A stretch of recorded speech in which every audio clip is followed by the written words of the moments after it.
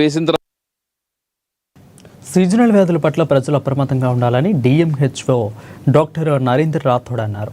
ఇక వర్షాకాలం ప్రారంభం కావడంతో రోగాల బెడద నుంచి పొంచి ఉందని అన్నారు. ఇక వ్యాధులు దరిచేరకుండా ప్రజలు తగు జాగ్రత్తలు పాటించాలని అన్నారు. ముఖ్యంగా ఇంటి పరిసరాలను కూడా పరిశుభ్రంగా ఉంచుకోవాలని సూచించారు. మురికి గుంటలు, డ్రైనేజీలో నీరు నిల్వ లేకుండా చూసుకోవాలని అన్నారు. కాలువల్లో చెత్త చెదారం వేస్తే మురికి నీరు నిలిచి దోమలకు ఆవాసంగా మారుతాయని అన్నారు. దీంతో రోగాల బారిన పడే అవకాశం ఉంటుందని, కాబట్టి ఇంటి పరిసరాల స్వచ్ఛత పట్ల తగు శ్రద్ధ వహించాలని కోరారు.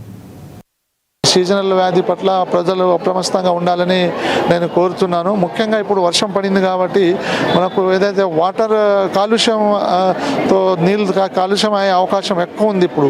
ఫస్ట్ తర్వాత దోమల వల్ల ఇప్పుడు ముఖ్యంగా water borne diseases and vector borne diseases ఈ కాలంలో వచ్చే అవకాశం ఉంది. కాబట్టి ఇప్పుడు వాటర్ బోర్న్ డిసీజెస్ రాకుండా ఫస్ట్ కావాలంటే మనం తప్పకుండా క్లోరినేషన్ వాటర్స్ అనేది తప్పకుండా మనం ప్రతి ఊర్లో కానీ ఇప్పుడు మున్సిపాలిటీలో కానీ మనకు క్లోరినేషన్ అయిన నీళ్ళే తాగాల.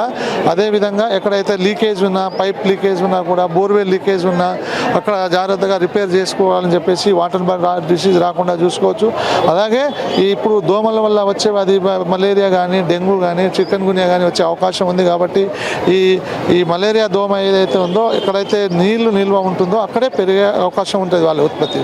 సో ప్రజలందరికీ ఏం కోరేదంటే మన వ్యక్తిగత పరిశుభ్రత అండ్ పరిసరాల పరిశుభ్రత అంటే మన ఇంట్లో కానీ ఈ చుట్టుపక్కల కానీ ఎక్కడ నీరు నిల్వ ఉండకుండా చూసుకోగలరు. అలాగే ప్రతి ఫ్రైడే రోజు డ్రై డే చేసుకోవాలి. అంటే ఫ్రైడే రోజు ఏదైతే ప్రతి శుక్రవారం రోజు ఎక్కడైతే మనకు ఇంట్లో మనకు నీళ్లు నిల్వ ప్రదేశం ఉంటుంది, అలాగే మనకు కొబ్బరి బొండ ఉంటుంది, వాటర్ బాటిల్ ఇది బకెట్లు ఉంటాయి. తర్వాత ముఖ్యంగా మనకు ఈ సమ్మర్లో మనం కూలర్ పెట్టుకుంటాం. కూలర్లో నీళ్ళు అట్లే ఉంటుంది, మనం వాడకున్నా కూడా అట్లనే జామ్ అయి అక్కడ మనకు ఈ దోమలు పెరిగే అవకాశం ఉంది. కాబట్టి ఇవి అన్నిటికీ మనం ఫ్రైడే రోజు మొత్తం ఇల్లంతా శుభ్రం చేసుకుంటే మనకి. ఆదిలాబాద్ కాంగ్రెస్ పార్టీ అసెంబ్లీ నుంచి వచ్చి కంది శ్రీనివాసరెడ్డి పేద రైతు కుటుంబంలో పుట్టి స్వయం